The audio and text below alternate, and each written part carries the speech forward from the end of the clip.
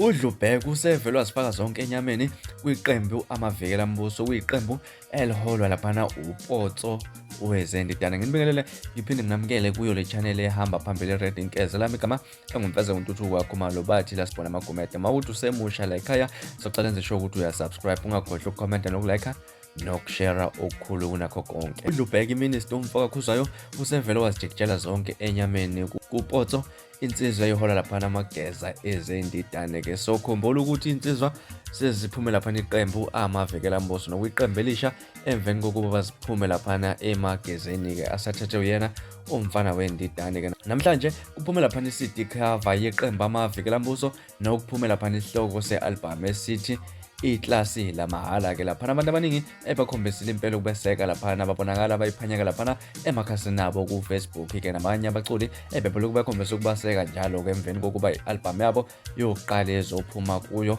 leli qembu leli wamavikelaMbuso. Udlubheke ubese laphana ekhasini lakhe ku-Facebook wafika waname kumbhalo othi iklasi lemboza ke. Laphana kuzokhumbuleka ukuthi iklasi lamahala iyona sihloko esabo laphana wamavikelaMbuso. Udlubheke ubese ethi iklasi lemboza. Ama-comment angene ededelana laphana, abantu bekhombisa laphana ukuphawula kwabo. Omunye uthena tsegwena furumbo, omunye ubese emlungisa laphana wathi iklasi lika live wendoda. Omunye uthe qhawe lami ngoDisemba umntalapho awukhuphuke please. Omunye uthe kahle kahle evukane elidala lahlulwa umculo, wahlulwa ibhofa likuzama, wehlulwa umgodi ekuzama, wehlulwa ubaba wakhe kunabukelisa, ngiyafunga namanje usazohluleka ukweleta uPotso. Omunye uthe kazi wayishonisa phi insumpa lobaba noma yagaxela esihlahleni mhla ehubha impunzi. Omunye uthe ingane ezalwa laphana ngefreedom sibona ngokungahloniphi vele zikhulume nje, ingani bona ba-free bafethu babhale kanjalo amanye sithe kubacaphuna laphana ekhasini lakhe laphana uDlubheke ku-Facebook